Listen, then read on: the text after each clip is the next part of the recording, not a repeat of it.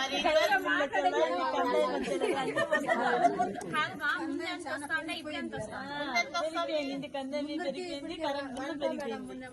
తక్కువ వస్తా ఉంది, ఇప్పుడు ఎక్కువ వేస్తున్నారు కందాయి. మరి ఇది వరకు రేషన్, అవును మీకు రేషన్ బండి వస్తుందా? దాంట్లో ఇది వరకు కందిపప్పు అన్ని ఇచ్చేవాళ్ళు కదా, ఇప్పుడు ఒక బియ్యమేగా. ఆ బియ్యం మనకి ఎందుకు?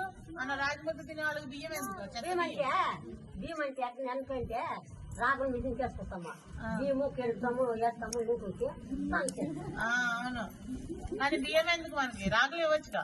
రాగులు ఇవ్వలేదు, 2 ముట్టాలు ఇచ్చింది, 3 కేజీలు అవును తెలుసు.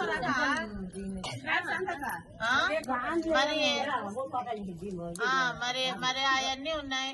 మరి మీరే ఎంతమంది మొగుళ్ళు తాగుతారు చెప్పండి, చేసేస్తుంది. అందరు మొగుళ్ళు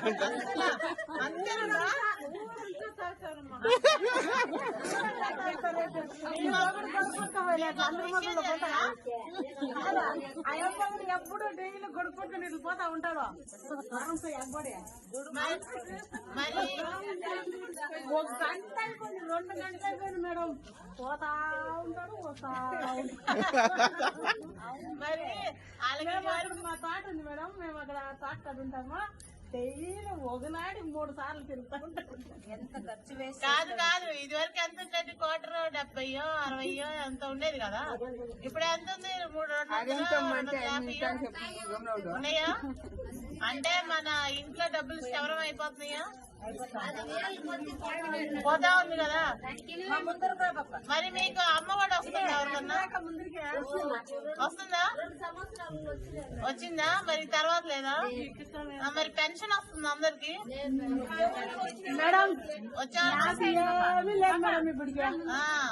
మరి అయితే అక్కడ ఏం జరుగుతుందో మీకు అర్థం అవుతుందా? ఒక్క 10 రూపాయలు ఇస్తున్నాడు, అమ్మఒడి 10 రూపాయలు ఇస్తున్నాడు. ఇక్కడ కల్తీ సారాయి అమ్మే దాంట్లో వాటిల్లో అన్నిట్లోనూ 100 రూపాయలు తీసుకుంటున్నాడు. కరెంటు బిల్లులో లాగుతున్నారు, సరుకుల్లో లాగుతున్నారు, చివరికి తాగే వాళ్ళని కూడా వదలలేదు. అన్ని రకాలుగా లాగుడు, బాదుడే బాదుడు. అవునా? మరి ఈ రకంగా చేస్తే ఏంటిది? అది కరెంట్ బిల్లు 10,000 వచ్చింది, సంవత్సరం కూడా కాలే, ఇంకా 10,000. ఎన్ని ఫ్యాన్లు ఉన్నాయా నీ దగ్గర?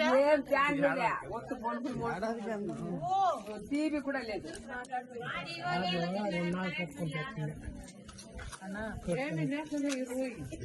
కాదు, చంద్రబాబు నాయుడు గారి నియోజకవర్గంలో ఏమన్నా కావాలని చెప్పి ఎక్కువ వేస్తున్నాడే. సరే, ఇవన్నీ బానే ఉన్నాయి అనుకుంటే ఇప్పుడు మనకి ఇంకో కొత్త ప్రాబ్లం వచ్చింది. తాగుడు ఒకటే కాదు, ఇప్పుడు గంజాయి వచ్చింది మన రాష్ట్రంలో. ఈ తాగుడికి వెళ్ళిపోయే డబ్బులు చాలా, గంజాయి కూడా డబ్బులు పెడతాం. మన ఆడపిల్లల మీద ఎంతమంది మీద అత్యాచారాలు జరుగుతున్నాయి గంజాయి మూలని మీకు అందరికీ తెలుస్తుంది. అప్పుడు ఒక రోజు బాపట్లలో ఒక పాప నా వెనకమాలు పడొద్దు అంటే వాళ్ళ తమ్ముడిని కిందాలు పోసి కాల్చేసారు. ఇలాంటివి ఎన్నో తెలుసా? ఇట్లాంటి అన్ని జరుగుతున్నప్పుడు చదువుకున్న పిల్లలకు ఉద్యోగాలు వస్తున్నాయా? అక్కడ ఏంటి మీటింగ్ పెట్టారు?